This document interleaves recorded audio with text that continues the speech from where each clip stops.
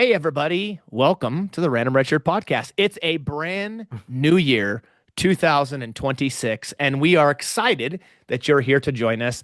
I am one of the hosts, Zach, as always, and with me is the other host, Chris. What's up, bro? Happy New Year. Hello, my dear friend Zach. Happy New Year. Excellent to see you as always. And hello everyone. Thank you for joining us around the world in this new year and around the various continents and maybe Europe and the solar system. So thank you for joining us as always. Awesome to see you, my friend. I hope your holidays were wonderful and our new year is like we start off with health and prosperity and it'll be good. And we're starting off together like this, Yeah, so it's going to be great. what a great way. At the Yeah. time of the recording in January 4th, Mhm. 2026, this year will mark the fifth year of our podcast. Yeah, fifth year of our podcast come Fifth May. year. That's So wonderful. at least the fifth year of our podcast being marked in May is when the first episode came out. Yeah. So um, yeah, it's great. Every year we sit here and we say, "Oh, I hope this year is going to be better and everything." And I think back to 2025, and it was a year of good and then terrible. So, I from the perspective of health and prosperity and all of that, I hope that it's a very boring year, right? Like nothing significant happens this year. And we're excited and happy that you're joining us here on the podcast in 2026. We hope that you all had a great holiday season, depending on what holidays you celebrate or in the new year and everything. We're glad that you're joining us. It is also always great to see you, my friend. Hmm. And what better way to jump into 2026 than to continue our new Spotlight series? We've only a couple episodes in, entitled Starfleet's Finest with a question mark, as we look at the various admirals and captains that appear throughout the Star Trek series. Pretty much all of these are guests or cameos throughout these different episodes. And I don't think any better way to start the new season than to dive into Star Trek The Next Generation and talk about Admiral Pressman in the Hmm. episode entitled Pegasus. Star Trek The Next Generation is just so wonderful to watch. It just gives us such comfort. And every time we watch some of these episodes or rewatch them, a different aspect always comes up, right? And Yeah. then depending on the moment that we are in our individual lives, it gives us like a really maybe deeper insight into what the writers were trying to describe to us in these episodes. And I think this series, like Star Trek's, um, you know, Starfleet's Finest, uh, is so relevant to today's like world and like in our workplace and just in our daily interactions. Uh, because these kind of questions or these things that we're looking at that are depicted in these episodes still are just abundant today. You see all of these circumstances like today, and so I love these. These are like little like lessons like that we can learn from each of these episodes are wonderful. Yeah, well, I mean, it's interesting because I think one of the reasons why Star Trek has stood the test of time as a TV series is because of the fact that it is still relevant today. It transcends time with the lessons and the allegories and everything else that it gets after, right? That social commentary. I mean, as a society, we still deal with so many of the same things that they dealt with back in the 60s for the original series, in the 70s and 80s and 90s and today. I mean, it all continues to play out right in front of us. And this episode is no different. Now, I do want to say, Chris, about this episode, Pegasus, there was a couple of things Mhm. that I either didn't realize or had forgotten. It just initially. So the first thing is, episode is written by Ron D. Moore, who we both met at the Battlestar Galactica convention. Yeah. Now I can't even say last year. Now I have to say 2024 because we're in 2026. Yeah. So written by Ron D. Moore, and we've talked about before how he got his start on Star Trek: The Next Generation, and it was directed by none other than LeVar Burton. So I did not know that. I know it flashes up on the screen, but we don't always pay attention to who directs every episode of Star Trek or who writes certain things. At least I never typically did. And then the other thing is that I was thinking this episode was in like season 5 or 6, but this is like season 7, episode 12. So this is, we're getting towards the very end of TNG as we approach all good things. So I did not realize how late this uh, appeared in the order of episodes. And because this is so late in the show and in almost kind of in the middle of season 12 of season 7, it that to me is critical information as we look to dive into Picard and Riker's relationship and what happens to it because of the previous relationship with Riker and Admiral Pressman. Yeah, this being in season seven, like if you consider the seasons a year in their lives, maybe or more than that, is an interesting dimension, right? So over this time, like Riker and Picard have this unbreakable like trust in one another, right? They have gone through so much together. Picard has gone through being Locutus, right? So he was Locutus. Riker saved him. Like Yeah. they've got all of this like incredible history. And I think this episode Pegasus taking place this far in this mature relationship with Riker and Picard is really important because this is just like in reality how relationships will happen, right? So they've got this unbreakable trust, but some aspects that happened in Riker's past, not necessarily Riker's fault either, but really like affected like who he is like at the core, and Picard didn't know that. So it's like this just made that moment like really really powerful when Riker and Picard were kind of talking to each other, and Picard was trying to unveil like, hey, what happened? What happened, Will? What happened? Please tell me.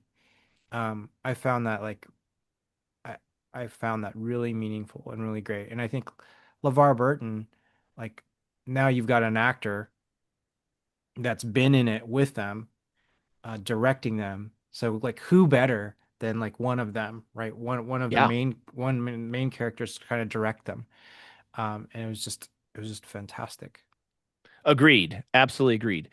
Uh, a little bumper up front here for those of you watching and listening all over the globe and the interwebs. Again, we very much appreciate it. You can find us on Facebook, Instagram, Threads, YouTube, and your favorite podcast platforms, depending on how you follow us. This spotlight series, Starfleet's Finest with a question mark, we are looking at episodes in order of how the series came out. So we did a couple of episodes from TOS, then we're going to do a bunch in TNG and then DS9 and Voyager and Enterprise and so forth. But the episodes within the series are not necessarily in order of which they aired and came out. So Pegasus is in season 7, and this is the first one we're talking about. It's just kind of in the order that they were thrown onto the list that we created. Yeah. There's going to be some ones later on that we talk about in TNG. They're going to be from earlier seasons, so it's not in any kind of order. It doesn't need to be in any kind of order, but we just want you to be aware of that. That yes, within each series, we are going to jump around in the episodes and the seasons, covering these various admirals and captains that we think are fun or important to talk about. So just Hmm. for all your fair warning. So with that being said, Chris, let's jump into this and let's discuss Star Trek: The Next Generation season 7 episode Pegasus. Yes, that's excellent. We start off with Captain Picard Day. We are in the midst of Captain Picard Day, and I and forgot yeah. that appeared. This was the episode that appeared in. Hmm. Because this has always been like there's been a lot of memes with Captain Picard Day and we even participated in Strange New Pods Captain Picard Yeah. series, which was really fun. I forgotten this moment appeared in this episode, and it's a really fun, lighthearted way to begin the episode. Yeah, it is. Captain Picard and Counselor Troy are together, and then Commander Riker's like on the side that we see him, and um, you know, Captain Picard's a little bit embarrassed because he's seeing, I think it's this artwork of them like depicting of the children depicting Captain Picard and Counselor Troy's like, well, you have a certain you've got to pick like who the finalists are and the honorable mentions, and you've got to do that. And Captain Picard's like, why do they have to do that? Why do they have to do that? And and she goes, well, he's because they look up to you. And Captain Picard is like, well, why does it have to be me? And she's like, well, because you're the captain. So I actually have been thinking about this moment like quite a bit, like Captain Picard Day in particular, in this particular episode, Pegasus, right? Because it is a lighthearted moment at the top of the episode. But what Deanna says, I think, when you look at it from a child's perspective and point of view, and from a child's perspective of simplicity, she says, because they look up to you. You're the captain. They look up to you. They have a Yeah, you're their sense of, mentor. yeah, Yeah. yeah, you're the mentor, right? They Yeah. respect you because you're the captain. Um, and then you bookend this episode at the end of this episode, which we'll get to later, at the end of the episode, when Riker is in the brig and Captain Picard visits Riker. And it's very interesting because Riker talks about this idea of, well, you finally, when the moment came, you made the right decision. Um, and, but because of your past actions, there might be people that lose respect for you, but not all the respect will be there. Maybe you'll gain some more respect, by making the right decision now. But it was great because that is when they're in the brig, they break it down into this very, very, very simple thing, right? So they make it simple. And then at the opening of the episode, they talk about Captain Picard Day. It's a simple thing where the kids like look up to you because you're the captain and you're the role model. And I love that because you're bookending it with simplicity. And then through the episode, you're going through this very complex thing of right and wrong and decisions. Um, but in the end, you're bookending it with the simple kind of summation and the Yeah. essence of what it is.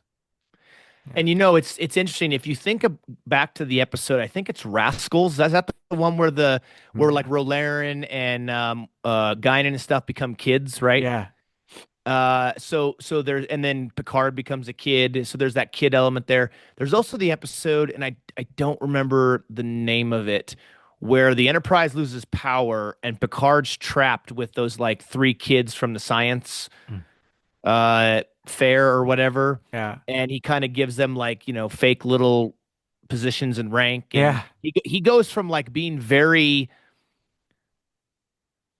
not good with kids basically, right? He's not I mean he's not a family man though, right? He's not he never has been, but he's not the greatest with children.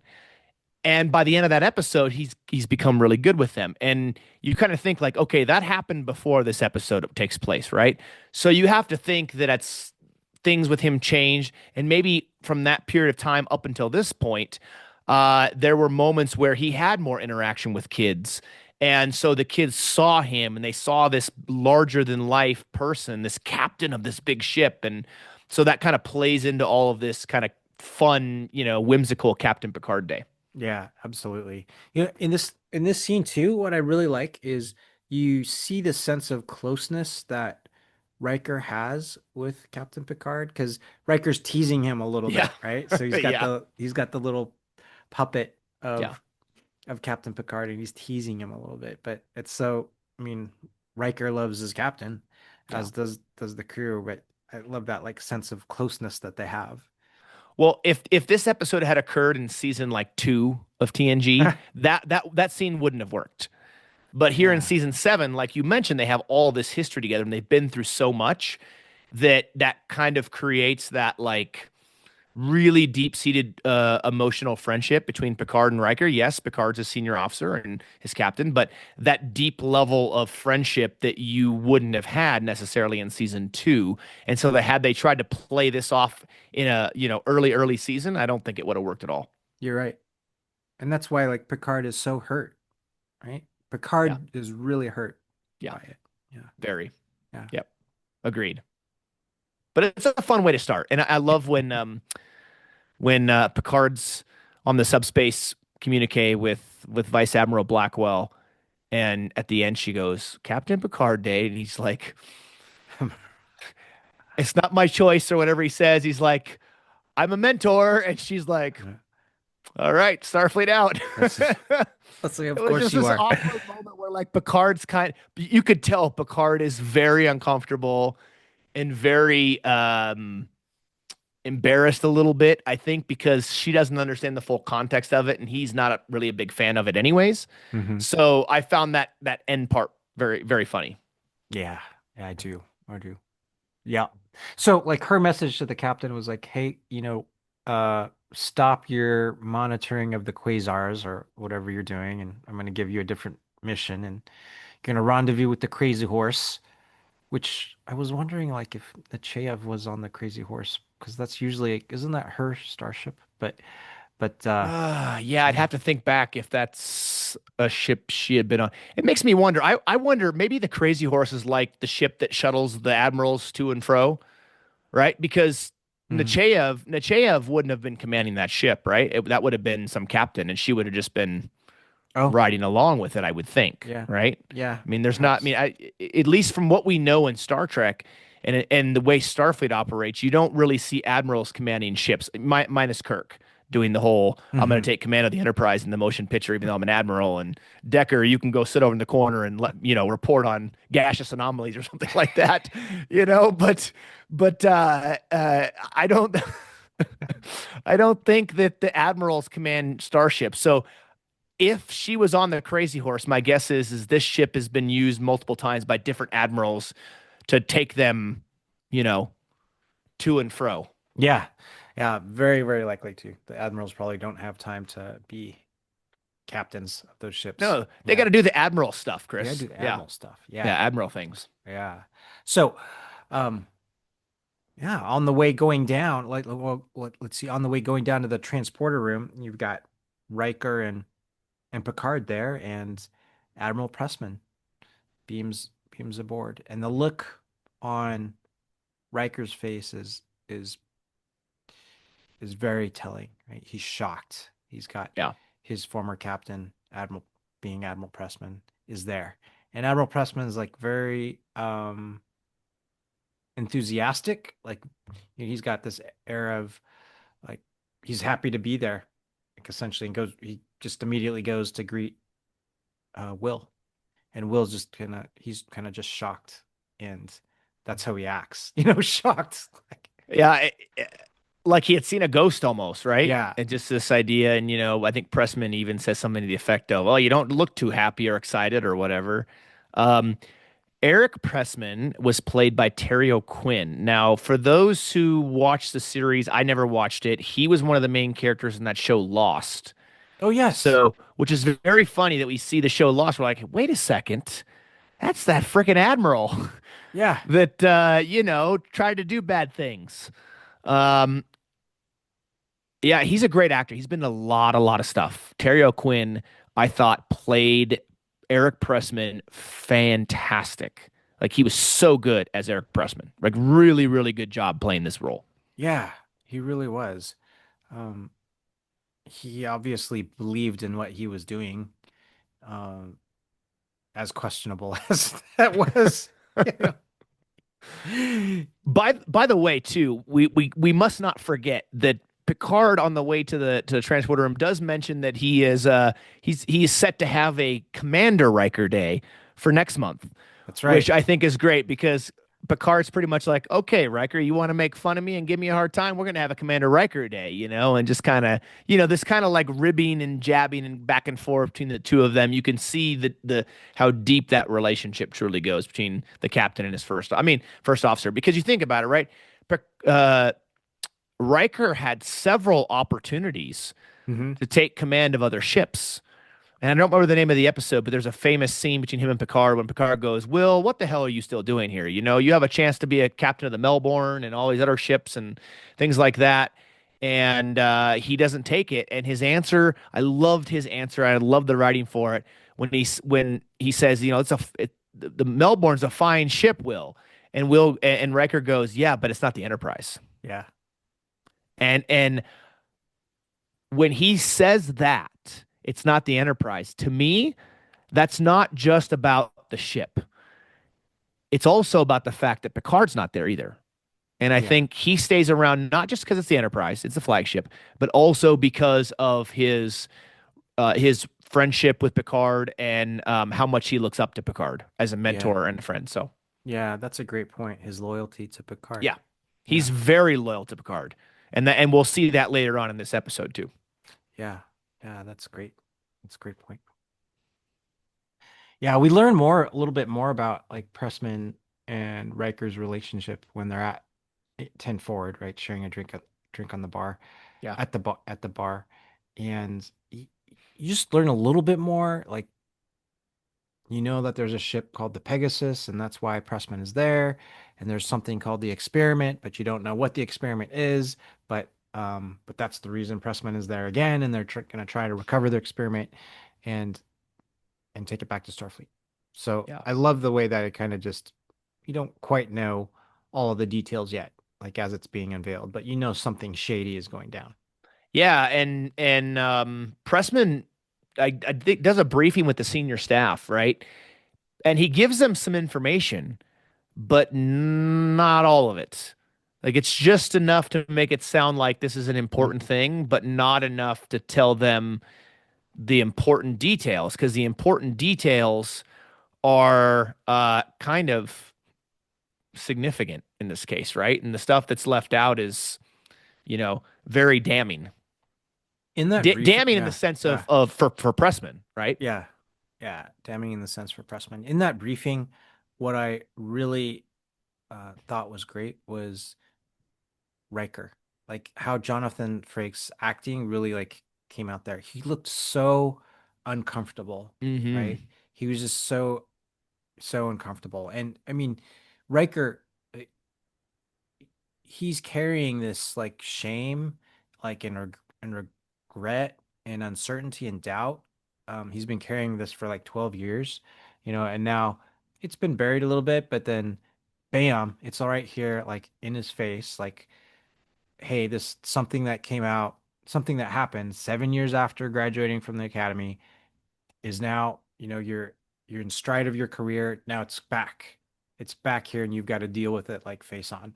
So Yeah. I thought that was like that was fantastic. And the Yeah, little he. Yeah, sorry. He yeah. was very raw at the academy, right? He hadn't Hmm. been around much. He's still real new. He still has that new lieutenant or new ensign smell, right? Yeah. And it happened so early in his career, and you're spot on. You're spot on with Jonathan Frakes acting on this because from the moment Pressman arrives on the transport in the transporter room on the pad, you instantly see it in his face. And you're like, okay, hang on a second. There's something going on here. And Riker, from that moment forward, and you're right with the way Jonathan Frakes played it, he has this very nervousness to him, right? It's almost like like the kid who got into the cookie jar Mm. but he wasn't supposed to, and now he's trying to hide it a little bit. I know that's probably a pretty bad analogy there, but you know what I mean? Like you can just see his uneasiness Yeah. that he's experiencing, and it really affects his whole demeanor. Yeah. Yeah, it sure does. So the acting was fantastic from Jonathan Frakes. Yeah, it sure was. Um, when they were at 10 forward, I thought it was a good exchange because you see like Will, there's a little bit of banter going back and forth, right? They talk about Will growing a beard and a little bit of playfulness, so between them. But Will's like, you ever think you ever think about that? Did we do the right thing? He's got that little bit of doubt in it. So like Will is like thinking, hey, did I do the right thing? I've had 12 years to think about it. And Pressman immediately is like, yes, we did the right thing. Absolutely, we did the right thing. Absolutely, no doubt. It was for the good of the Federation. So yeah, go ahead. No, no, go ahead, go ahead. Yeah, so there's a very stark uh difference in perspectives and kind of level of like thoughtfulness between them. I agree. Now, I want to come back around to this line here that you just mentioned towards the end, Mhm. because when Pressman says they were doing it for the good of the Federation, that line is key in this episode. And also, one of the reasons why I was so excited about this particular episode of TNG and why I think this episode is the pinnacle episode for our entire Spotlight series.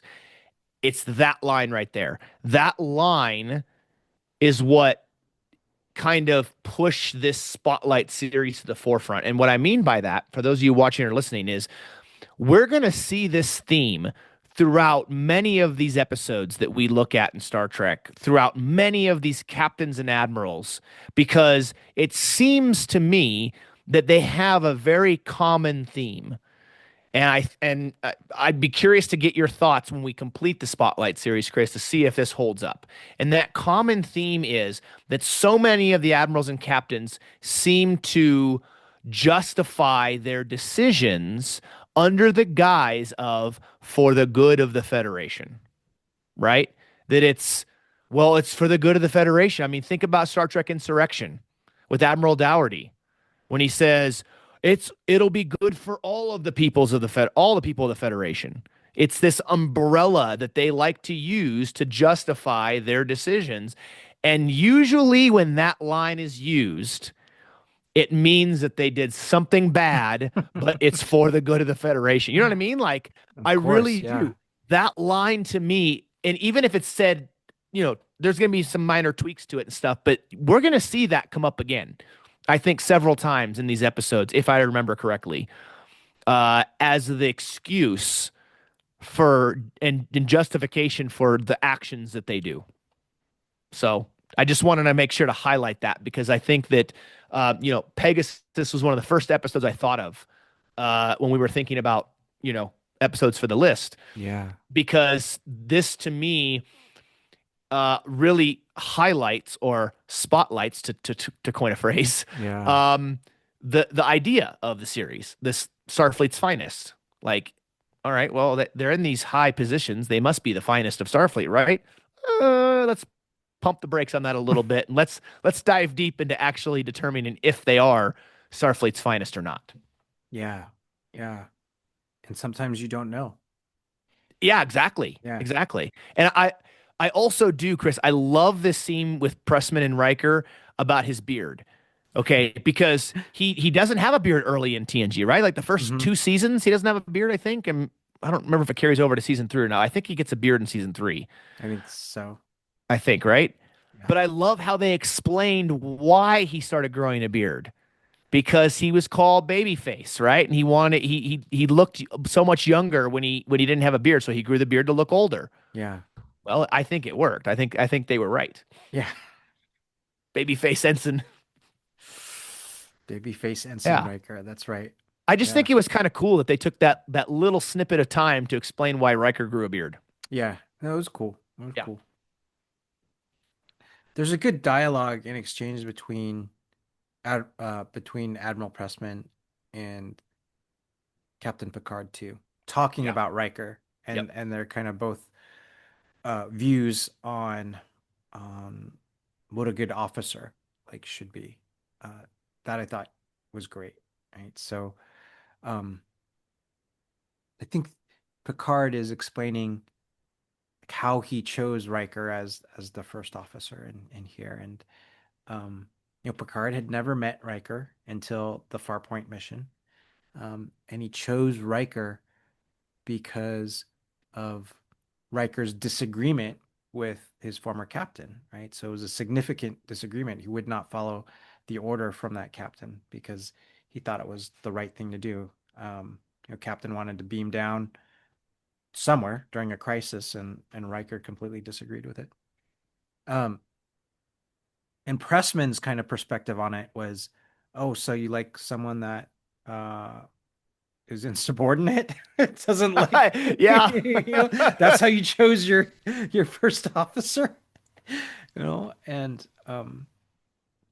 Pre Pressman's perspective, which is completely valid at the same time, is like, hey, you need someone that doesn't like question you, that follows orders. You have to understand that lives are at stake, the mission is at stake, and this, you can't have someone that's insubordinate and does this to you. And I like Picard's response to that. Picard says, yes, of course I'm aware of that, like Admiral. And then Admiral, Pressman's like, oh yes, yes. Like of course you are. But that was great, that exchange on kind of their perspectives, which are both like completely valid too. And just as highlights like who Picard is as an individual, like why that attribute of Riker stood out was because Riker goes, I'm not going to follow this particular order because it's not the right thing to do. Yeah. I think you see a definite difference between the two, right? Picard, obviously, loyalty and following orders and everything is important. But he says about Riker, when he was reading through his files, he noticed something and he wanted somebody who would challenge him, right? Somebody who would um but challenge him in a way that makes Picard stop and think. I think it's the way of Picard saying, "Hey, I don't have all the right answers. My decisions aren't always going to be the right decision, so I need somebody who can challenge those decisions." But obviously in a non insubordinate way or in respectful way. With Pressman though, I think he says what he says because Pressman comes across as the kind of leader who wants somebody to blindly follow his orders no matter what. Mm-hmm. Because, well, he's in charge. He's the boss, right? He's the captain or he's the admiral or whatever. And so therefore, if he says it, it has to be the right thing. You mentioned when him and Riker are talking in 10 forward, Pressman's talking about how Riker says, "Well, do you still think we did the right thing?" And he, without hesitation, goes, Yeah, of course we did. It was absolutely right because it was Pressman's decision." So clearly, Mm-hmm. Pressman thinks that every one of his decisions he makes are the right one.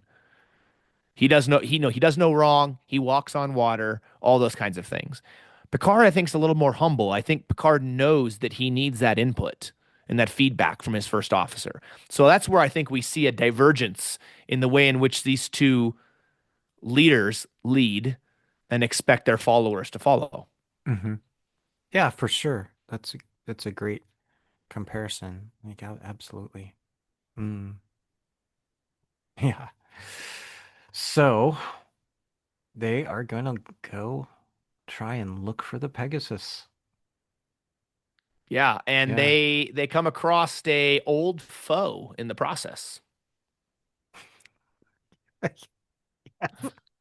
And they do. The Romulan warbird that is out just they are cataloging gaseous anomalies. Yeah, And or so they say, so they say that was right? that was a wonderful exchange like between the two captains, the Oh, captain it was yeah. hilarious. Yeah. Yeah. What was the captain? Silar, the Romulan captain. Trying to remember his name, but yeah, between him and Captain Picard, that was great. Yeah, Captain Sorrel, I think they say. You think you're right there. The Warbird Terex. Yeah. Um, the Romulan Warbirds in TNG, I thought were so well done. I want to say it was Andy Probert who designed the Romulan Warbird and Greg Jean, who's passed away, who built the models. And did you always find, or did you ever find the Romulan warbirds from TNG to be very menacing? I mean, they were powerful, powerful ships, and they always looked very intimidating and very menacing when I was a kid. Seeing that when you see those Romulan warbirds decloak, and they're big and powerful, and I don't know. I thought they had such amazing on-screen presence. Yeah, I do agree that they were a great design. And taking it from TOS, the original series, and then kind of reimagining what the warbird would look like it was a great, great, great design. It Yeah, does look like a bird. So, yeah. um, and they did a wonderful job with that. Hmm. Yeah. Yeah, and I I love the this exchange between the Enterprise and the Romulan warbird because um they they're both after the same thing and they're both like skirting around what's happening, right? Just obviously they're both aware of what each is trying to do, but they're putting on this front, this Yeah. very false front, and this very false courteous front. And I enjoyed seeing that both from the Romulan captain and how Captain Picard like responds and reacts. They were, how do I want to say this? They were dancing the waltz. Yeah. It was funny. I'm trying to think of another TNG episode that had as many like comical moments from Picard in Hmm. one episode like this one did. I can't think of many. Picard's a pretty serious character mostly, right? And this has multiple humorous moments from Picard, which I really enjoyed. You get to see a little bit of a different side of Picard than you normally see.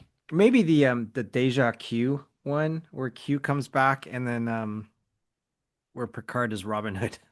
Yeah, Maybe that's true. those, Yeah. yeah. That's pretty Yeah. good. And that episode has the classic line where Worf says, "I must protest. I Yeah. am not a merry man." I mean, just an absolute classic Star Trek line. I mean, Yeah. that has become a staple in Star Trek memes across the internet. Yeah. But I love that. yeah, I agree. But yeah, there's a number of very comical moments from Picard, and this moment between him and the Romulan captain is quite funny. You're right. I mean, it's as an audience, you're sitting there and you're watching them just tap dance around, like, oh, what are you doing here? Oh, we're scanning for gaseous anomalies.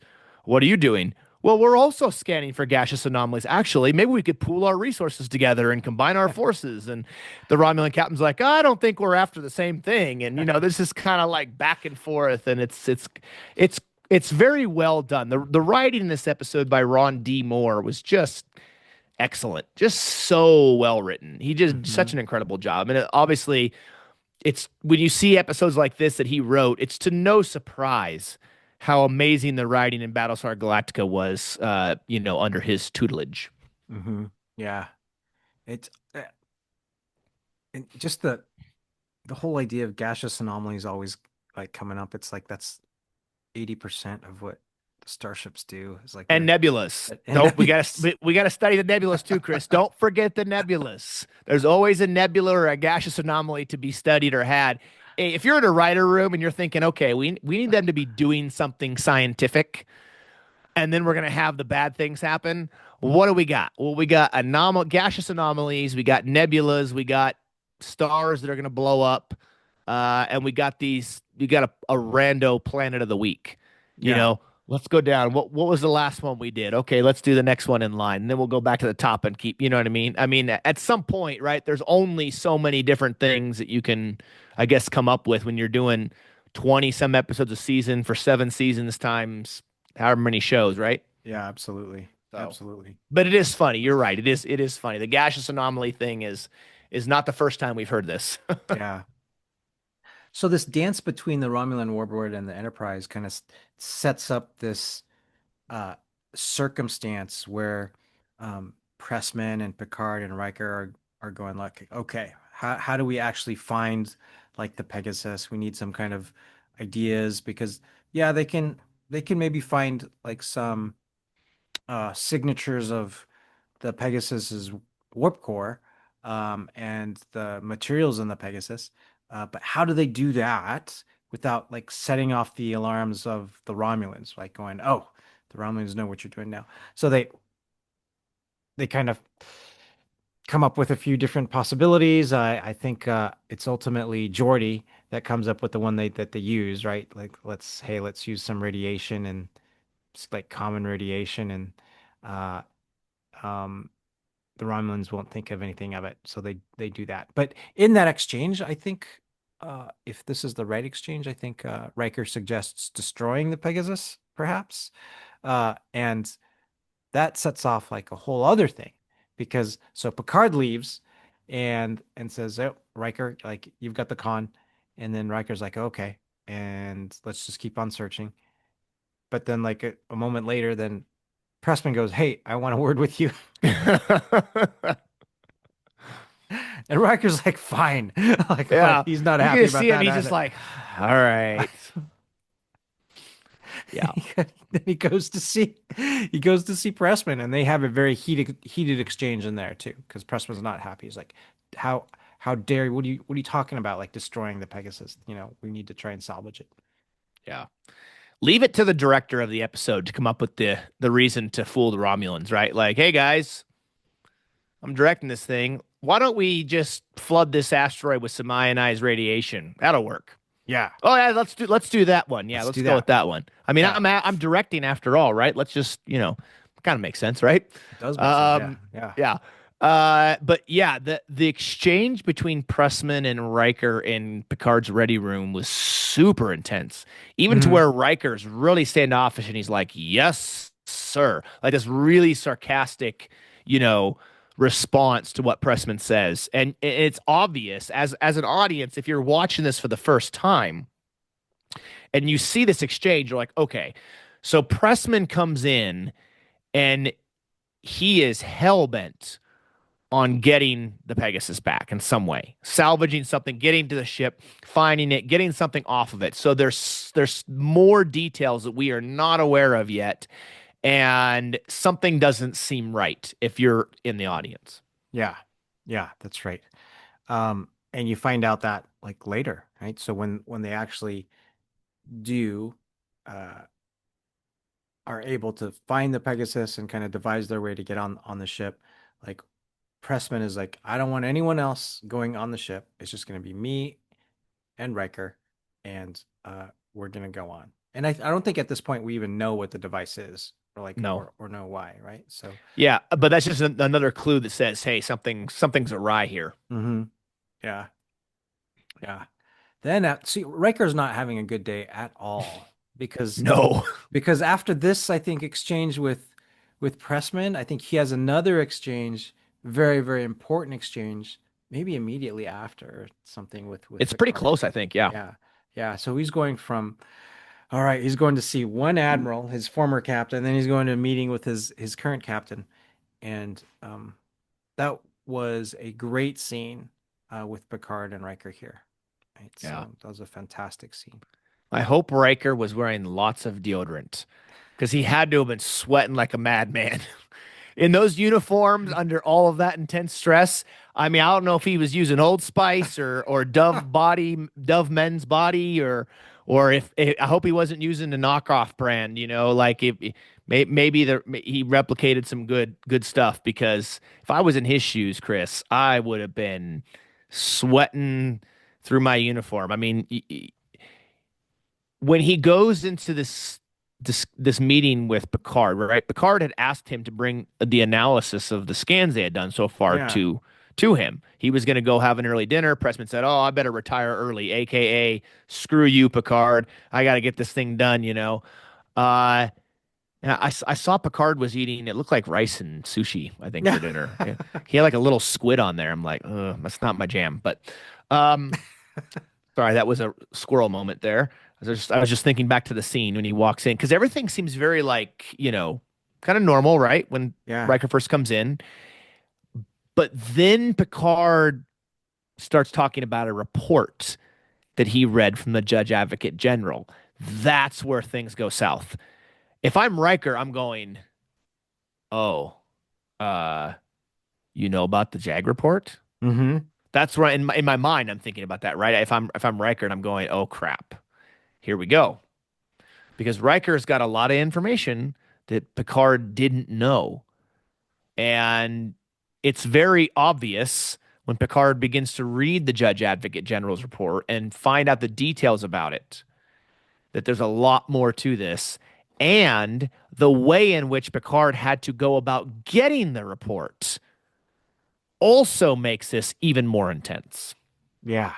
And just the level of discomfort on Riker's face was uh amazing to see. You know, Yeah. because Picard's saying, "Hey, I had to call in like a lot of favors, just to get this report." And the Judge Advocate General says that um people are not telling their people are withholding information. The survivors are withholding information, which means Riker was withholding information and Admiral Pressman was withholding information on what really happened. and there was a mutiny. Like, how could you have like a mutiny on a starship? And like, so Picard's asking Riker, tell me, Will, tell me what happened. That's where you've got this all these years of like trust together that they have, and Picard's like, come on, Will, like, tell me. He needs to know. You mentioned something like a few minutes earlier that I think was good to mention. Like, Pressman declines uh, Picard's like invitation to dinner, right? And it was a really quick moment, like second, right? Yeah. Picard's like, "Yeah, may I invite you to like dinner?" Like Admiral, and Admiral's like, "Oh, nope, I gotta retire early." But that's like I think that's important. Pressman like understands how um resourceful and intelligent like Picard is. He wants to avoid any one-on-one time with Picard, right? Because Picard is that good, he will find out like what is going on. So I think that was just a quick thing, but I just think that now that I think about it, totally makes sense that Pressman was going to completely avoid that. Like, nope, I'm not going to do that. That's a really good observation because the only one-on-one time they have is when they're talking about Will, right? And Yeah, why Picard chose Will as his first officer. I think that's the only time in the whole episode we see the two of them alone together, right? yeah, yeah, And they're sharing a drink or something like that. And so I guess Picard would have thought, if you're in Picard's shoes, you would have thought, well, we had the drink together earlier, right? Why not have dinner together? That makes sense, right? You're a captain, you're welcoming an admiral on board, you would invite them to a meal. yeah, I'm sure it's very, very courteous to do that and customary to do that. And like you said, Pressman immediately shoots him down. yeah, So I think you're right. I think that's an important aspect there, even though it was a quick exchange. yeah. So it was good. Um, so yeah, this exchange with Picard and Riker, I think, is one of the most like important in their relationship, like together. Picard is imploring Will to say, "Tell me what's going on," and Will says, "Captain, I think it's best like maybe you ask Admiral Pressman." And that was such an insult to Picard. Picard was like, Yeah. that hurt him so bad, right? Hmm. He's like, I'm asking you. And he exclaimed that out. Like, how dare he say that? And that makes sense. Like, Yeah. after all they've been through, for Riker to say that. But Riker's got this deep-seated, like, he feels ashamed. Like he feels shame and like guilt for all of that. And he doesn't know, he's so conflicted. He doesn't know how to deal with it. Yeah. Um, and I thought that was just that was great. Yeah. Because, Picard's got to be looking at this like Riker is um, helping to cover up a conspiracy, right? That Yeah. there is something going on that Picard is trying to get to the bottom of. And he's calling these favors to try to get more information, only to find out that his first officer refuses to say, at least initially, right? Yeah. Refuses to say anything. And like, I think you're spot on when you said that Picard was hurt and insulted and everything by the fact that Riker was just trying to deflect. It's like, we'll go ask Admiral Pressman because, but at the same time, though, I can understand why Riker says that, and I think Riker does that because he doesn't want to be the one to disappoint Picard. He doesn't want to be the one to let Picard down. So if he were to get to Picard to go talk to Admiral Pressman, then Pressman could be the one to have to reveal that, and then Riker doesn't feel like he's letting down his mentor and his friend. Yeah. Yeah. So I can totally understand why Riker does that. I'm not necessarily saying that he necessarily should have said that right then, but I can understand why he would want to do that, right? I think he's treading lightly because he does not want to affect the relationship that him and Picard have. Yeah. That's a good point. And from Picard tried, right? He I think Picard, his first choice was to do that dinner with Pressman to get the info there to kind of not involve Riker Yeah. as much. Get it from Pressman. Pressman like shut Picard out. So Picard's like, hey, I still got to find out what's going on. Maybe I can get an angle, like figure that out from Riker, and he's not either, right? So he's just like saying, well, I think Riker says, I'm under direct orders from Admiral Pressman not to say anything more, right? And then Picard's like, okay, yep, well, he's an admiral. He outranks me. I can't force you to do anything else, Will.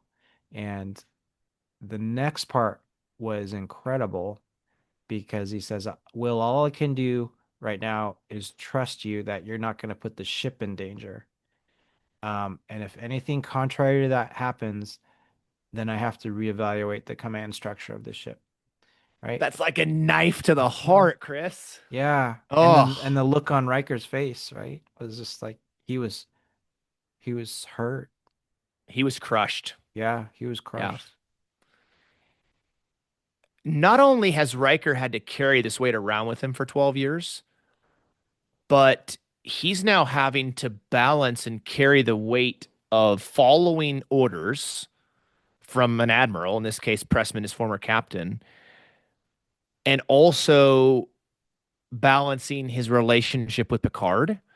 And you can see Riker badly wants to do the right thing, but he also knows, okay, well, if I do what I think is the right thing, then I'm going to tell Picard everything.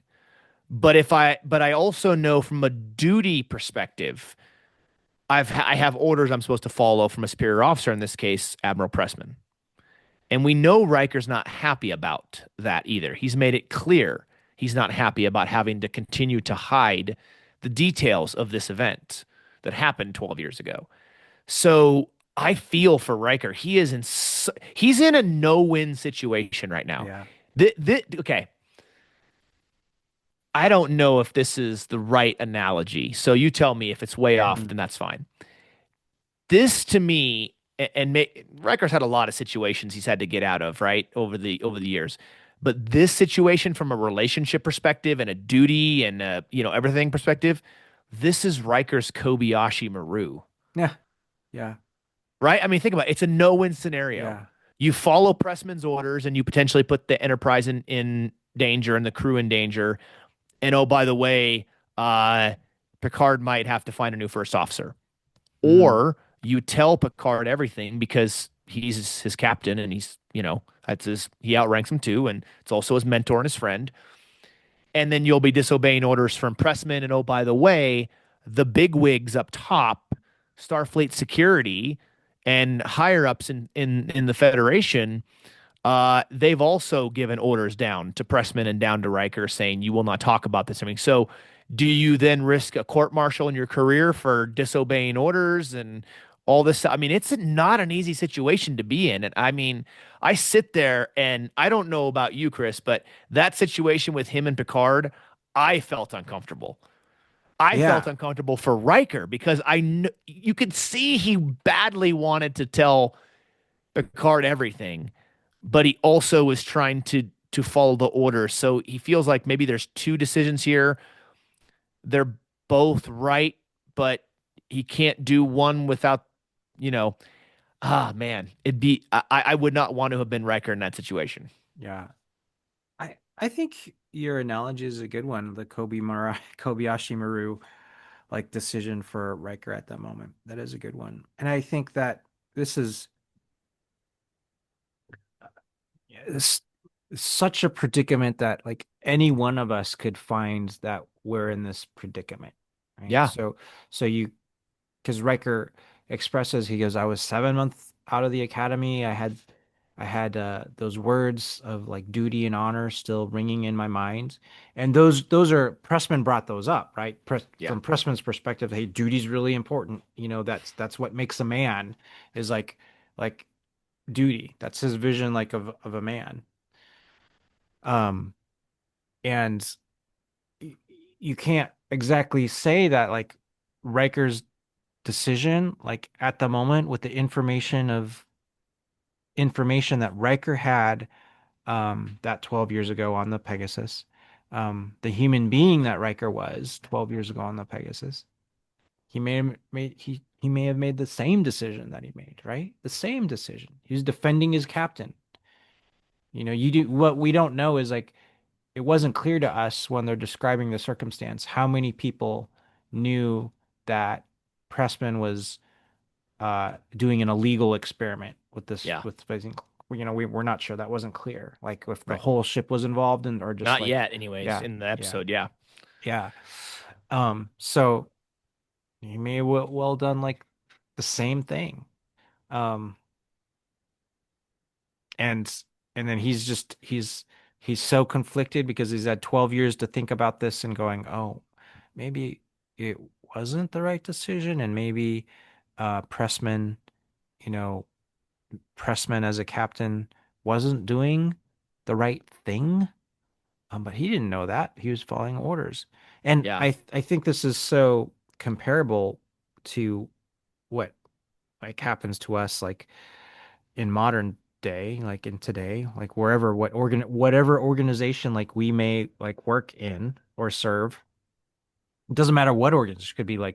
Could be corporate, could be government, could be volunteer service, right? So you might have an individual or individuals like at the top of the organization that um are not out for the best interests of the organization, or they say they're doing things for the best interest for the organization, but Yeah. they're not, not acting or deciding things with integrity.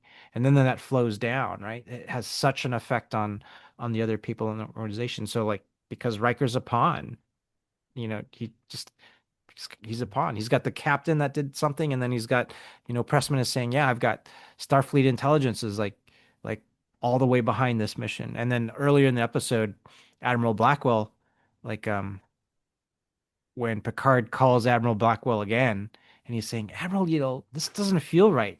Can you any more info you can tell me?" And Admiral Blackwell, I don't think she knew everything either.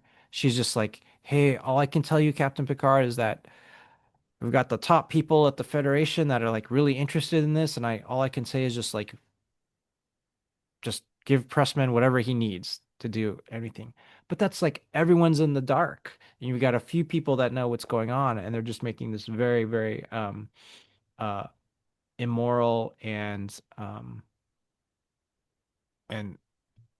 and decisions that are not with any sense of like value or and integrity. And that's just flowing down to to to people like and like hurting them so much.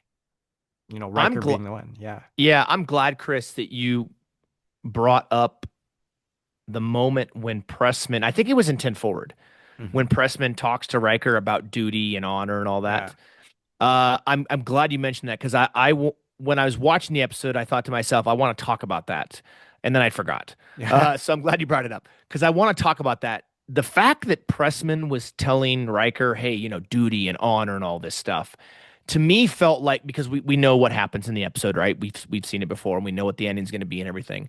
Uh, that to me felt like Admiral Pressman was guilt tripping and coercing, Hmm. yeah, Riker into keeping his mouth shut. Mm. Be like, well, Hmm. duty and honor, and that's a man, and all this blah blah blah blah Yeah. blah stuff to try to say, well, basically saying like if you don't do what you're supposed to do and you don't follow these orders, and then you've broken that, and you're not a good officer. And to me, it felt like a guilt. I immediately saw that scene, and I was thinking about what's going to happen later. I'm like, it's like he's trying to guilt trip him.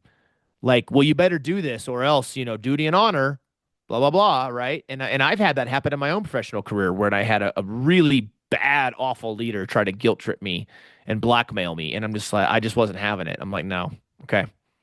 Just, Yeah. yeah. Yeah. So That's very, very great. relevant. I think you're spot on the absolutely right because Pressman says another phrase to Riker along those lines. He says, "Hey, I made you." And Yes. Yes. That's hmm another one. Yeah. hmm He didn't make him.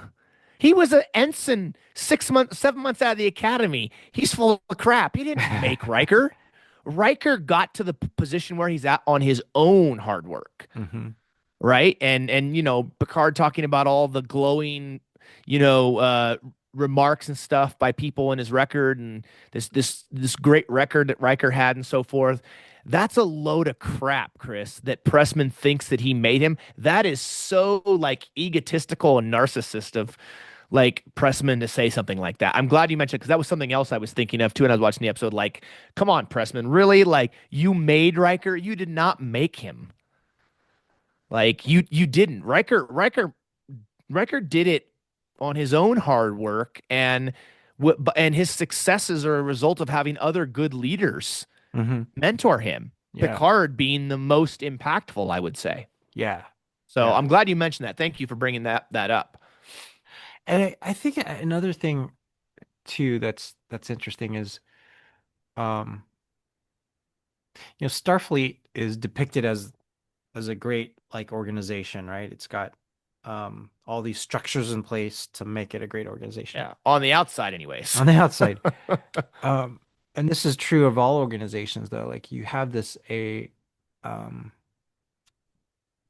I don't know if we can characterize Pressman as toxic, but you can Hmm. maybe characterize him as like you said, a narcissist, and maybe a little bit of a sociopath. Yeah, But right, so but these organizations, no organization is necessarily immune to having these people advance into these really, really important positions of leadership, right? So Pressman got there. He's this guy that like he was doing all kinds of illegal stuff, and yeah, then his, by the way, like his crew died, like so the but he's still admiral. He's yeah. up here and he's on this important mission. And so he kind of advanced far, like in Starfleet. And I think um that happens, right? So Starfleet's not immune to having like these kind of different characters like advancing really, really, really far into the organization. And it's just something that you've got to be, I think, uh, people have to be like aware of that. I agree. But I would also disagree with you, Chris, and say that I think Pressman is toxic. No, I he's mean, toxic. Yeah. yeah, Yeah. I think we see enough in this episode to go, yeah, he's toxic, especially at the end, when Picard gets Worf to escort Pressman Mm. Hmm. out off the bridge, and Pressman goes, "You'll be sorry," or I got a lot of friends at Starfleet, Ah, and yeah, he Picard says that. goes, Picard quietly says, "You're going to need them." Yeah. Kind of thing. So it's like Pressman, that's another box he checks as far as being toxic because he's saying he basically what he's saying is like, do you know who I am? Like, I've got all these friends there that he believes he's above reproach. He's above Mm. the law. He's above the Treaty of Algeron in this case. He uh the things that apply to most people don't apply to him because he's got friends in high places. And that's probably why he got where he got Hmm. because he had friends in high places for most of his career. Um, and yeah, I think he's toxic, Chris. I do. Yeah. But, Oh, those are but great points. Yes, I agree yeah. now with you.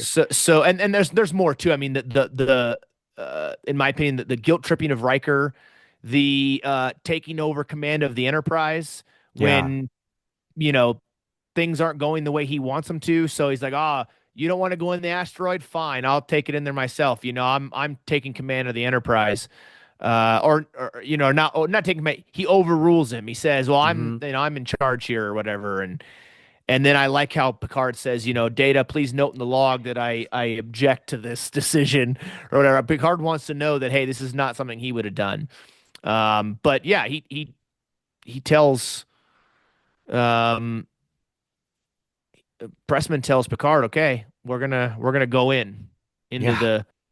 They find the warp signature that they think matches the or something with the warp drive that matches the Pegasus, and so that's when they say, we need to go inside the asteroid and navigate in there because I think even Riker was like, "Yeah, I don't know if I want to beam through all that rock," right? Which is Yeah. probably a good idea. Um, and so they're gonna take the big ship inside the asteroid. Wasn't it a cool, like just from a visual standpoint, cool to see the Pegasus like half, I guess, submerged in the asteroid? I think that was cool. And then to see the Enterprise like in the asteroid next to the Pegasus. And it's almost like a very claustrophobic like sense that you get there. Um, you know, and then they get shut in by the Romulans. The Romulans like collapse the opening of the Yeah. crevice, and then they're in there and they're stuck for at Yeah. least like 8 hours, and then while they try and figure out like what's going on. Um, Yeah, the Pegasus is an interesting ship. It's an Oberth class starship. mhm. And I believe the first time we see this type of starship, I want to say is Star Trek 3. Because I think the Mm, science vessel that comes across the mm, planet Genesis mhm, and gets the life form signal and everything's going on there, right? I want to say that's the same class ship that Pegasus is. mhm, mhm. So, and it's a scientific vessel. It's not meant to, go around fighting the Klingons or anything like that. It's meant to go out and do specific scientific missions. Yeah. So I find that pretty cool that they're bringing a holdover from again. I'm pretty sure it's the same class vessel in Star Trek 3 that we see early on, and now we see this USS Pegasus, same type, I believe, halfway buried in the rock. So you're right. It's an awesome visual. It's also an awesome visual when we see the Enterprise actually going into the asteroid. Hmm. So this whole these whole few scenes here, and they have like the lights out there that are looking around. It's a cool visual. Yeah, I agree. I agree. It was like wonderful to see. Wonderful to see. And then, So is the yeah, set too. Once Riker and Pressman beam onto the Pegasus, where you have like some of the rock that's in engineering, and yeah. yeah, they did a great job with this. Then you had the one dead officer on the Pegasus, right? In the chair, the one dead Yeah, and guy. then there was another guy laying on the ground, I think, Oh, too. okay. Okay. Now they weren't red shirts this No, time. They were the mustard gold shirts because they were engineering guys, right? I mean, you wouldn't expect to see the red security folks in down in engineering, so it kind of makes sense that we have some random gold mustard shirts down there in engineering. that's right. They Yeah. got to be careful. Those engineering jobs are just as dangerous. You know how what it would have been interesting, Chris, is if they had just randomly stuck a random red shirt like with a dude's body halfway out of the rock dead. Like just kind of hang it like on the ground, like his body's halfway in the rock, Yeah. and half out, and there's like a random red shirt appearance. That'd have been kind of cool. I Yeah. say cool, but that'd have been interesting. Yeah. Yeah. That would have been for sure. Yeah. Yeah. Yeah. This sets up a good moment between Riker and Pressman. So they're the only ones that beam aboard. And of course Picard wanted to send another team aboard, but Pressman's like, nope, just Riker and I, because I've Nothing to got see some here. Nothing to nothing see to see here. here. Yeah, I've got some sensitive equipment on there. Yeah, it's So sensitive. All right. Yeah. so so they're there. And then it was a good exchange because Riker says, had time to think about this, and I can't let you do this. Um, so I'm going to prevent you from doing it. Now, he's kind of not able to kind of finish his action because they do get shut in by the Romulans, right? I think there's some uh partial cave in or something that happens where they've got to get beamed off of the Pegasus like right away. And so Yeah. Pressman's like, hey, I got my piece of equipment and two of us to beam on. So Yeah, like 12 years later, they go on, they beam to the engineering section, and then, okay, they got to get out of there. He just walks over, rips this thing out of the ship. All right, got it. Let's go. Like, that was pretty quick for something that's so sensitive and important, and part of this, illegal experiment. And he's like, yeah, give us a second. All right. Yeah, grab that. Okay. It pulls it. He just rips out this big tube thing with some wires on it. It's like, all right, yep, we're good. We'll yeah, be back. That was yeah, pretty quick. It was pretty it quick. was. It was good. Yeah. Yeah. Yeah, the exchange you mentioned between Riker and Pressman on this is really good. And I like it because as I've gotten older, and I think I've mentioned this to you before, either on the phone or even on here on the podcast, I've really come to be drawn to complex characters Hmm. and scenarios that are complex and to see the character work through that situation. And then I think to myself, how would I have handled that? How would I have worked through that kind of thing, right? And so in this particular instance, Riker tells Pressman that if he had a chance to do everything all over again, he would have been on the side of the mutineers. right? He would have been part of the group mutinying because he realized that what, you know, looking back, what they were doing was wrong. And that, Pressman's like, well, you would have died there. You would have been Yeah. among all the people that died. And then Riker says something to the effect of, yeah, but I would have been brave enough to stop you from violating this treaty that the Federation signed in good faith. And he talks about a line very similar to what Picard says in Star Trek Insurrection to Admiral Dougherty, not Dougherty, Admiral Yeah. Dougherty, where he says, "How many is enough, Admiral?" When talking about relocating the Baku, and he Hmm. says, a thousand, 10,000, a million. How many is going to be enough? And Riker's like, well, how many more? How many more in the body count? If you do these experiments again, how many more is going to be? 50, 100, 1,000? Of course, Yeah. Pressman doesn't like that. And they go back and forth and argue, and then they eventually get out. But that scene was great. And why I liked that scene so much, it might be my favorite scene in the whole episode, besides the one with Riker and Picard in Picard's room, um, is because Riker is displaying severe remorse and regret. And we kind of already know that in this episode. But now he's doing it to Admiral Pressman directly. Hmm. He's telling him, I regret what I did. I look back and I think what I did was wrong, and what I should have done was this. And Pressman's answer is, well, you would have died. Hmm. Yeah. And he's like, yeah, but we would have stopped you from doing something so wrong.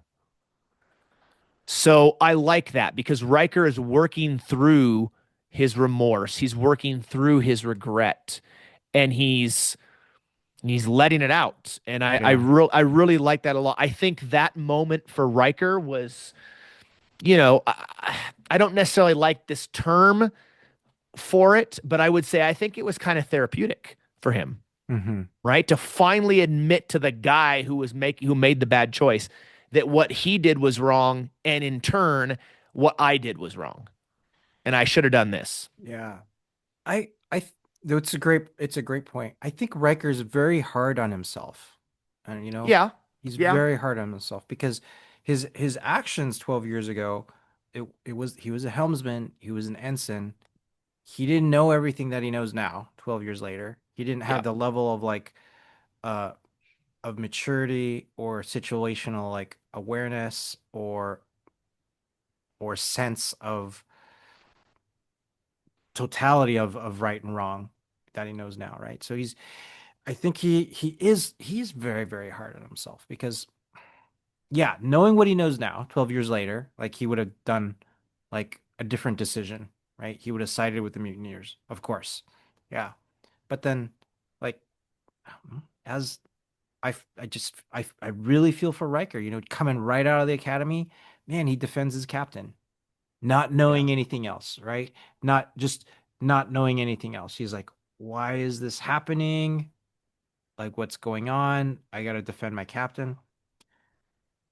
Yeah, it was a hard 12 years ago, and then of course hard at the present on the Pegasus with Pressman. But Riker it was a great moment for Riker, kind of coming to terms of himself, being mature version of Riker, kind of actualizing all of what he has become into that moment, and telling Pressman, hey, you were wrong, so you were wrong. And I think it it just shows uh the difference of love, the levels of difference between Riker as a human being and Pressman as a human being, right? yeah. Oh yeah, Pressman Yeah, doesn't think he did anything wrong, yeah. right? Because again, I almost feel like this should have been the name of the Spotlight series. Go back to the umbrella under the guise of it's for the good of the Federation, right? Pressman doesn't think anything wrong because he even says, "Hey, we have to." I think it was it earlier in the episode he mentions where he's like, "Well, we got to do this because we've allowed the Romulans to catch up and surpass us because of the cloaking technology, right?" And he said, by doing this, this levels the playing field. Hmm. Well, even if it does level the playing field, dude, the Federation signed a treaty with the Romulans, Treaty of Algeron. You can't like and Picard even mentions like, oh, by the way, that treaty has kept us at peace for 60 years. and you think you're the guy, you think you as an individual are going to end that treaty because you'll get a leg up on them now. It's messed up.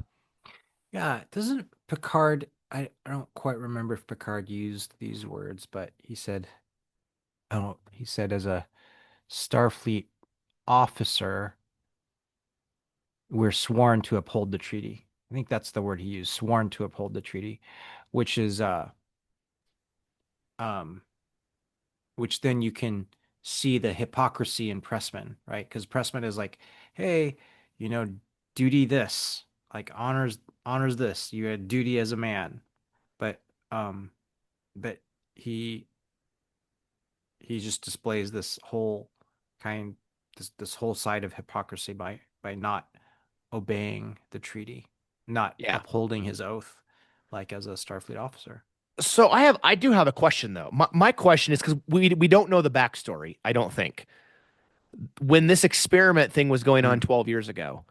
My guess is as a captain, he had to have had the backing of admirals in Starfleet. agree. Yeah. So the one defense I will give Admiral Pressman is that I don't think he was acting alone. I think that he probably was following orders, but he was following orders blindly because it was for the good of the Federation. And this will get, it was probably, this is me completely speculating on here, right? There's no evidence that this is actually true, right? Because we don't know. Yeah. But my guess is that he was told this is the right thing to do. We'll get a leg up on the Romulans. Screw the treaty. Like we got to do what we got to do to protect the Federation. And that was coming from somebody above him. And so he was blindly following orders because it said, "Oh yeah, okay, well yeah, that makes sense. Sure, why not? Yeah, that sounds good to me." And it all sounded good, and that's why then he expects his subordinates to follow him blindly because that's what Yeah. he's learned. Yeah. That's the example he's gotten from people above him. And again, complete speculation. It's my only defense of him because I do think he's a dirtbag. Yeah. But, but I really do, Chris. If we're gonna Yeah. cut to the chase here, I really do. Uh, but to me, his character is kind of the idea behind the Spotlight series, right? Like, well, he's an admiral, so that must mean, well, no, there's always going to be a few bad eggs. And we're going to see this throughout the Spotlight series that not all admirals and captains that we meet along the way in these shows are all good, or they all have the best interests at heart. They Yeah. say they do, but that doesn't mean they all do. And we're going to see that as we continue through the series. But Pressman, to me, is a great example of finding that somebody who, well, he wears an admiral's uniform, but that doesn't necessarily mean he's Starfleet's finest. Yeah. You know what I mean? Yeah. The cover up, the experiments. Now, Riker does say something about the experiments, and from the report with the Jag, it does kind of make it sound like maybe Pressman was on his own.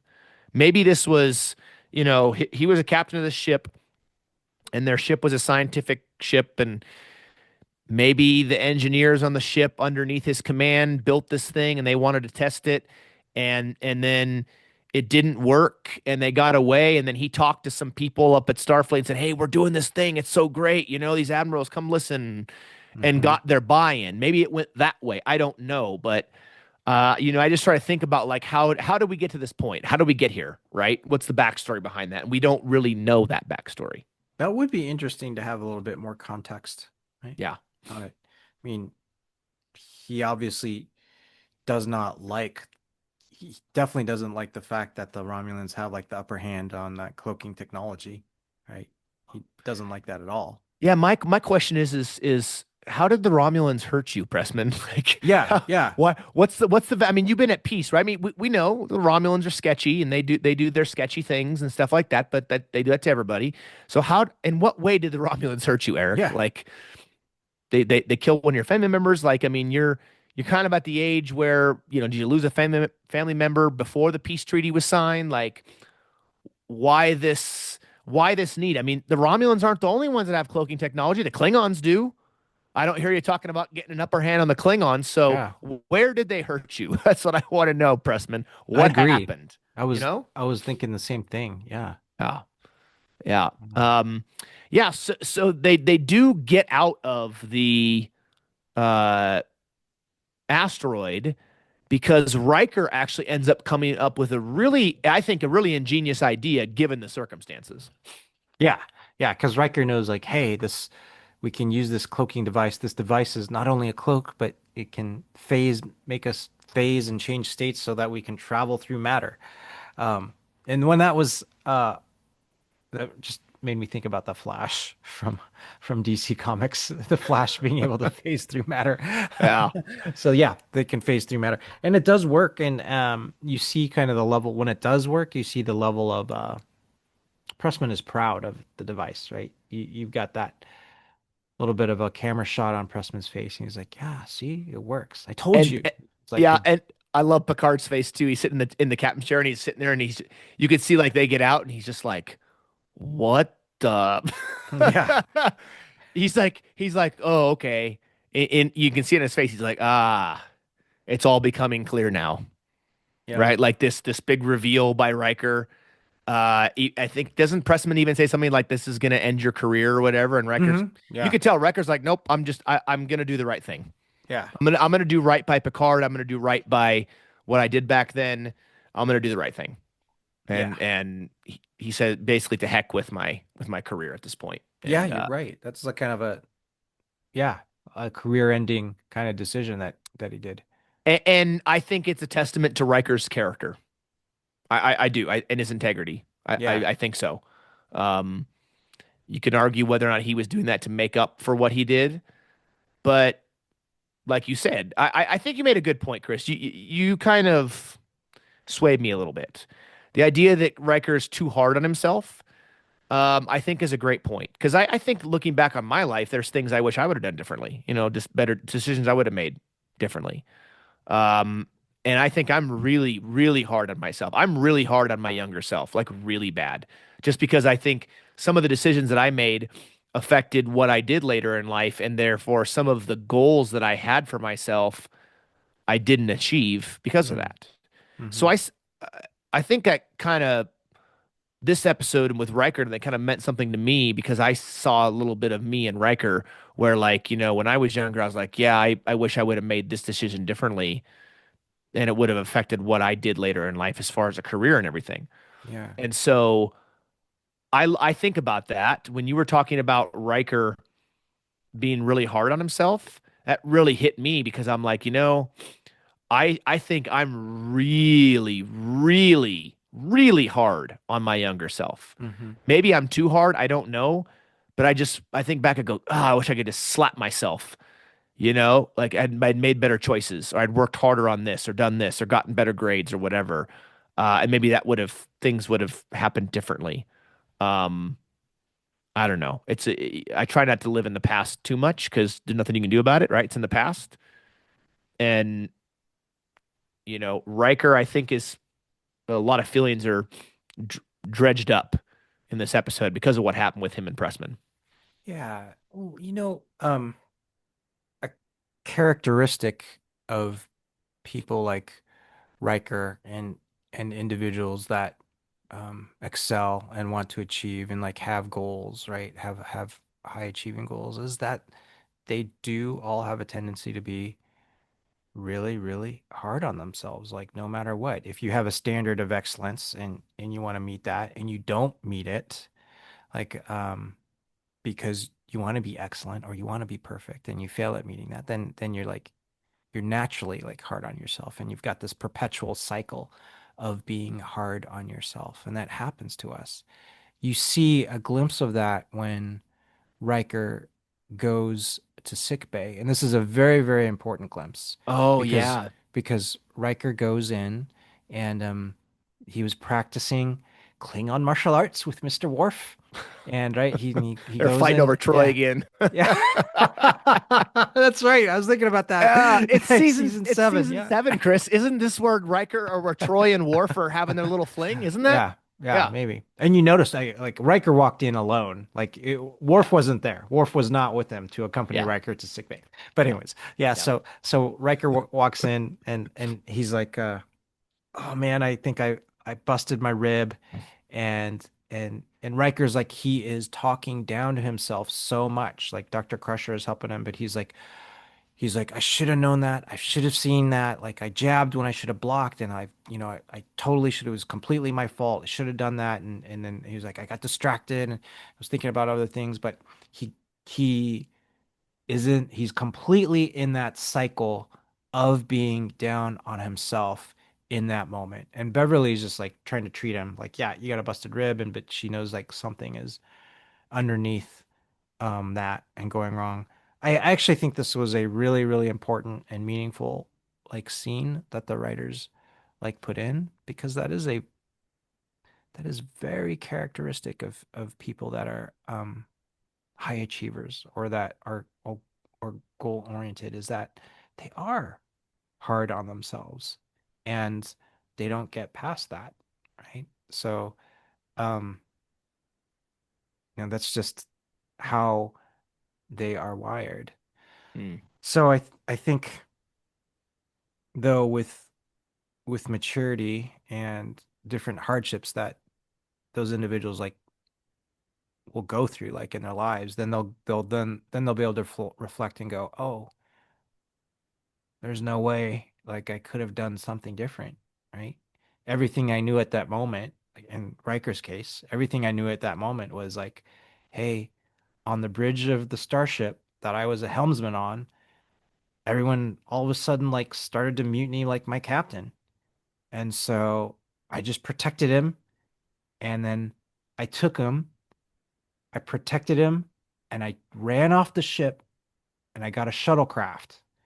And we left the ship, just him and the captain, because everyone had mutinied. He didn't shoot anybody. Like they didn't kill anybody on the way going off. They just tried to escape.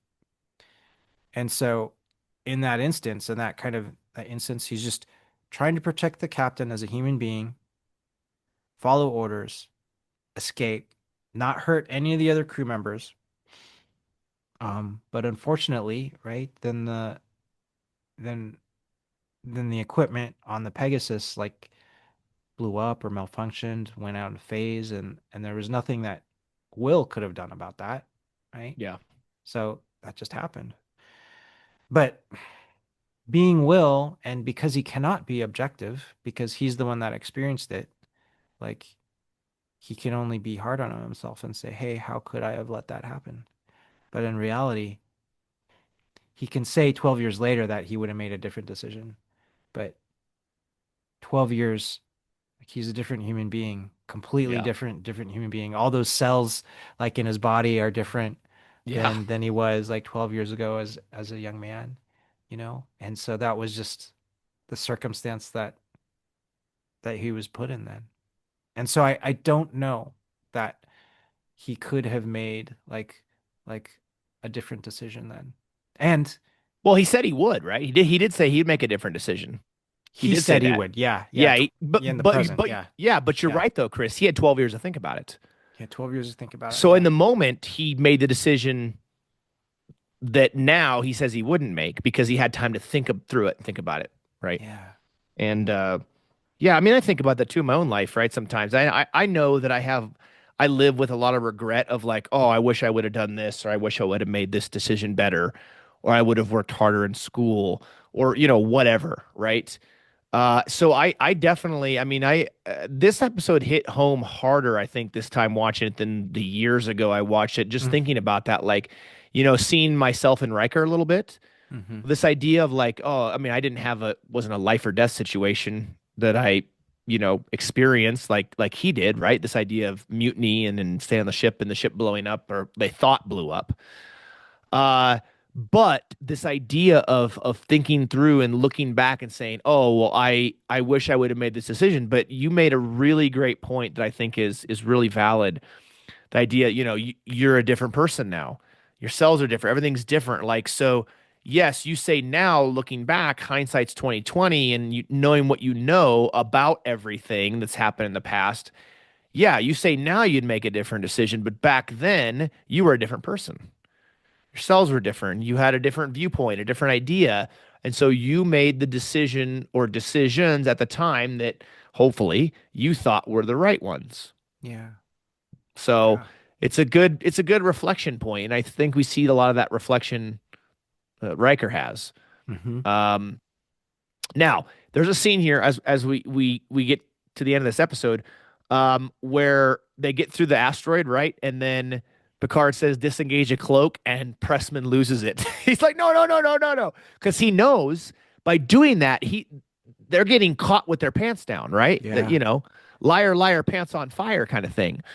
And Picard's like, I don't care, decloak it anyways, and they decloak, and then immediately Picard says, "Hey, tell the Warbird that the Romulan government will be contacted shortly regarding the incident." Yeah. He's not like, "Hey, we'll tell you guys about the incident. Your government will be contacted momentarily." So I think probably what would happen there is Picard would contact the Romulan government and say, "Hey, want to apologize. This is what's going on. We're taking care of it. We're handling it," because he didn't want the treaty to all of a sudden go up in smoke, right? So Picard's being the diplomat that he is, Hmm.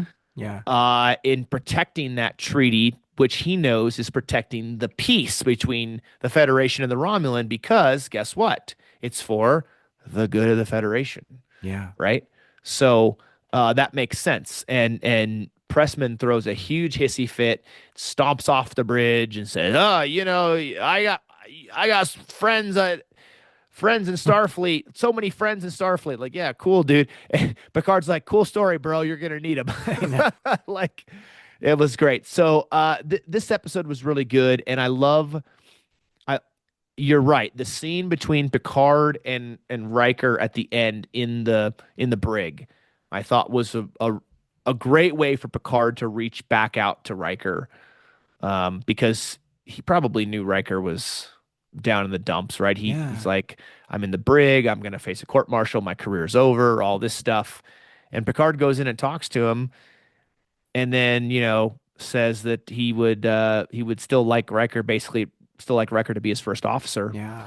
And then he gets up and goes, a little head tilt and like, let's go. And then they get up and walk off the out of the brig. And I thought that was a great way to end the episode. I really did. Yeah. It kind of brings it that they're up here, right, in the relationship, and then they go through this turmoil, and this kind of brings them back around, Hmm. right, Hmm. to the end. And kind of, it doesn't fully fix everything that happened in there, but it, at least it's Picard's way, I think, of reaching out and trying to make sure the relationship doesn't fall apart. Yeah. Yeah. Which was good. And Picard Yeah, like reinforces to Will, he says, "Hey, when the moment came to make a decision, you did the right decision, and it was yeah, good, and it was the moment of Will Riker of who he was like today, with all the knowledge, right, that Will Riker has gained today. Like when that moment came, you made the right decision as a human being. And yeah, that's what is meaningful to that's what Picard wanted to see like all along is number one, like the person that does what he thinks is right. yeah. And I think Picard respects that about Riker. Yeah. Yeah, really does. Whew, what an episode, man. What an episode. This, yeah, I've always enjoyed this episode a lot. We get another glimpse into Riker's past, and some of his early time in Starfleet. In fact, I want to say that this episode might give us the earliest glimpse into his career. I mean, you're talking 7 months out of the academy Mm. when this happens. So Yeah, the earliest point. Yeah, yeah. yeah, yeah, the earliest point of his career that we get a chance to see into. And knowing what we know now with Picard and how Riker goes on to be Captain Riker and command the Titan and all these things. It's great because Picard salvages Riker's career, I think, through this, right? And they talk Yes. about Yeah. they mention about how Pressman and the people at Starfleet intelligence were going to get face a court martial and all this stuff, and kind of get Riker excused from what happened. given everything. Uh, okay, so give me some final thoughts from you overall as we spotlight Admiral Pressman in this episode, Pegasus. Give me your overall impressions and thoughts about him having just recently watched this episode. Yeah. Actually, I do think you're absolutely right. Like, he is toxic. He is a manipulator. Mm. He is narcissistic, right? And so I think all of those things, Sociopath too. Don't forget that one, soci Chris. You brought that one yeah, up. That's good. yeah, be a Yeah. sociopath. Like all of those things uh can be in here. He's also like in line with those types of personalities, right? He's amicable and charming at the same time, right? He can be like a charming guy and talk up Riker and say, "Hey, it's great to meet you. It's great to see you again. Like I'm really glad to see you." Characteristically, like with those types of personalities.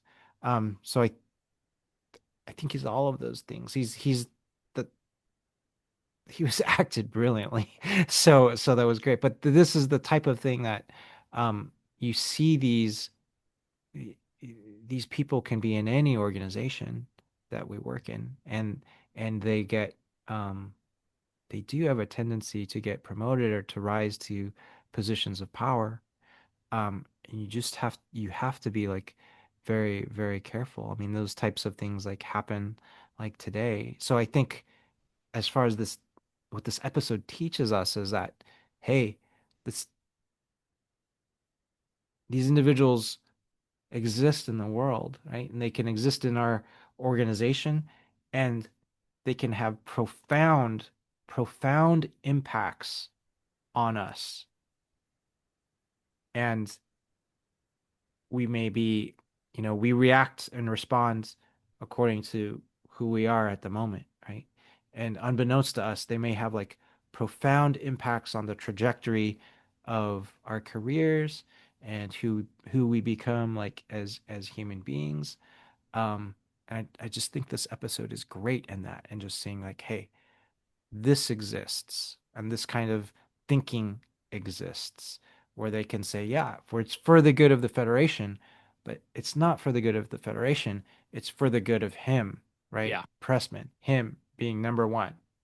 Um, and contrasting that with Picard as always is like, what's the right thing to do at the at at the individual level, the smallest level possible, what's the right thing to do? And so Yeah. those are some of my thoughts. I thought it was just great that they highlighted this um and Pressman as a character, and like highlighted him because it can happen to Starfleet, it can happen anywhere. That's true. That is true. He I think I think part of the reason why this was done, but why Pressman did what he did, was I think he thought if they're able to get this to work and succeed and they get the upper hand in the Romulans, now he's just guaranteed himself at being an admiral, maybe even Mm. being one of the top admirals in Starfleet, maybe running Starfleet. He's looking at this as a stepping stone of advancement, right? Um, in addition, though, uh, you notice how Pressman had zero remorse for the people who died. He Yeah, never showed an yeah, ounce of remorse for anybody. yeah. Signs of a sociopath. Yes. Yes, Yeah. you're 1,000% right, Yeah. Chris. Not a single drop of remorse came out of him for what happened, and you're just like, wow, all right. So you're like that, huh? Okay, all right, got it. You don't care. That's why Riker said what he said on board the Pegasus when he said, how many more bodies is this going to take? As part of this whole thing.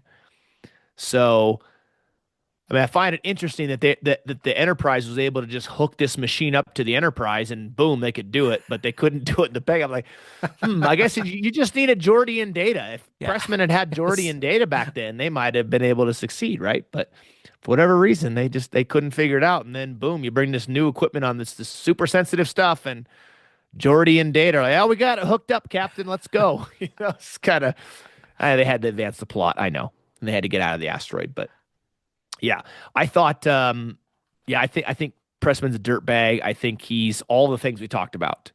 And I think he put Riker in an unwinnable situation, in a no-win situation. And it was very evident that that was the case. So um, Yeah. I like this episode a lot. I think this was perfect for this spotlight series we're doing now, and it makes me excited for some of the other ones we're going to do because there's some other dandies. I mean, Pressman's not the only one on the list. I mean, you look at Admiral Sati, retired Admiral Sati. You look at some of the other admirals in TNG we're going to talk about. You look at Admiral Ross in DS9, Admiral Nechayev.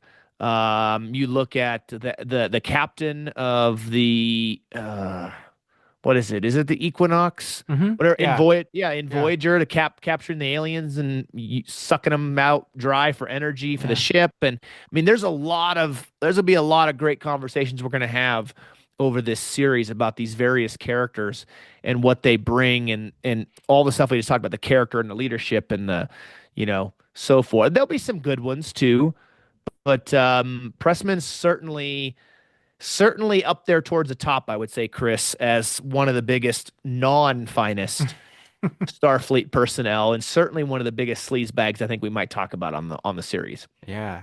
Yeah. This is great to go through. This is a we would encourage everyone, if you haven't seen Pegasus recently, go back and see Pegasus because I this is a great episode and one of the greatest moments we think between Riker and Picard. Yeah, the the other two moments I can think of between Riker and Picard that are, I mean, there's a lot of them. There really is a lot of them, right?